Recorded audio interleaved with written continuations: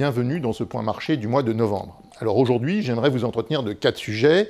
Le ralentissement économique en Chine, la crise énergétique, la communication des banques centrales et enfin la saison de publication des résultats des entreprises aux États-Unis, pour finir par nos conclusions en matière d'investissement. Alors commençons par la Chine. L'économie chinoise continue de ralentir, et ceci en dépit de la levée de la plupart des mesures de distanciation sociale. Alors ceci s'explique d'une part par le ralentissement de l'immobilier et d'autre part par les coupures de courant liées aux pénuries d'électricité. On s'attend néanmoins à ce que la consommation de services et les investissements en infrastructure compensent pour partie le ralentissement observé.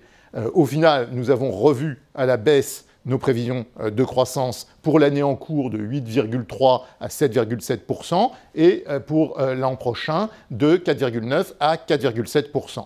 Il est clair que le ralentissement de l'économie chinoise va se transmettre au reste de l'économie mondiale via le canal du commerce et le ralentissement des exportations de matières premières. La politique économique, de son côté, elle, ne va pas réagir. Le gouvernement veut maintenir la politique budgétaire non accommodante, et du côté de la politique monétaire, la Banque centrale continue d'injecter des liquidités tout en maintenant un statu quo sur les taux d'intérêt. On s'attend à ce que le ralentissement de l'économie chinoise se transmette au reste de l'économie mondiale via le canal du commerce et celui des exportations de matières premières. Alors, sur le plan de la politique économique, le gouvernement ne souhaite pas assouplir sa politique budgétaire, tandis que la Banque centrale continue d'injecter abondamment des liquidités. Alors, il n'y a pas vraiment d'éléments positifs à l'horizon des 6 prochains mois pour l'économie chinoise, mais nous maintenons une vision constructive à long terme sur l'économie chinoise en raison des politiques économiques mises en œuvre qui visent à assurer à moyen et long terme une croissance plus durable et plus équilibrée.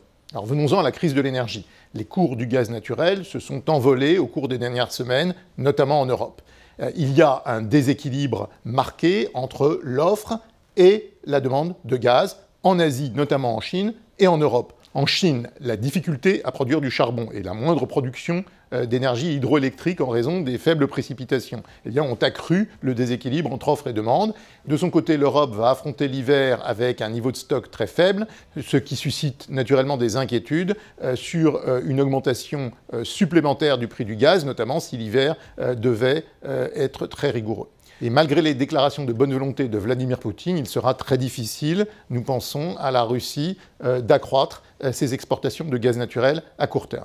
Ceci dit, les prix du gaz ne sont pas hors contrôle de notre point de vue. On s'attend à ce que l'offre finisse par rééquilibrer le marché en Europe et en Asie. Du côté du prix du pétrole, les prix du pétrole vont sans doute rester très élevés dans les mois qui viennent, mais on s'attend à ce que les pays de l'OPEP remontent graduellement leur production, ce qui devrait contribuer à équilibrer le marché du pétrole. Alors, en ce qui concerne les politiques monétaires et les banques centrales, ces dernières sont tiraillées entre, d'un côté, la croissance économique qui ralentit et de l'autre, l'inflation qui continue d'augmenter. Et donc, dans ces conditions, il faut s'attendre à des politiques monétaires divergentes de par le monde. Du côté de la Banque centrale européenne, Christine Lagarde a reconnu que les pressions inflationnistes dureraient plus longtemps qu'initialement prévu, mais la Banque centrale européenne continue d'anticiper une résorption graduelle des goulets d'étranglement dans un contexte où les prix de l'énergie se stabiliseraient. Dans ces conditions, il n'y a pas de vrai changement de cap et il faudra attendre le mois de décembre pour en savoir plus sur la politique d'achat de titres de la Banque centrale européenne. Quelques mots sur la publication des résultats des entreprises américaines. Jusqu'ici, les profits sont solides. Ceci dit, les perspectives pour l'an prochain sont quand même encore très incertaines, notamment en cas de compression des marges suite à une possible poursuite de la hausse des prix de production. Sur un tout autre sujet, notons qu'en fin de mois, les démocrates sont parvenus à un accord sur le plan Biden en ce qui concerne les mesures fiscales et sociales. Alors ce plan a certes été revu à la baisse de 3 500 milliards à 1 750 milliards de dollars, mais il viendra en plus du plan d'infrastructure. Les deux plans devraient être votés par le Congrès, ce qui, en définitive, devrait être un élément de support supplémentaire pour l'économie américaine. Alors, sur les marchés financiers, les bourses finissent le mois quasiment à leur plus haut niveau, à l'exception du marché japonais, mais l'optimisme des investisseurs pourrait finir par se dissiper, notamment s'ils venaient à douter de la capacité des banques centrales à stabiliser l'inflation sans peser sur la croissance. Les taux d'intérêt sur les emprunts d'État à 10 ans sont en légère hausse sur le mois.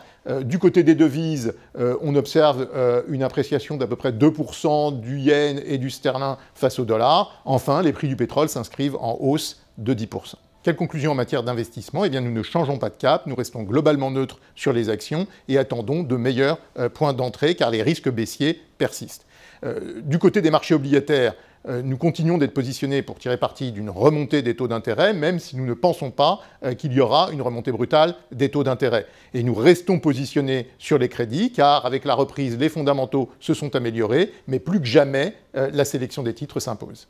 Merci de votre attention et rendez-vous le mois prochain pour notre point marché.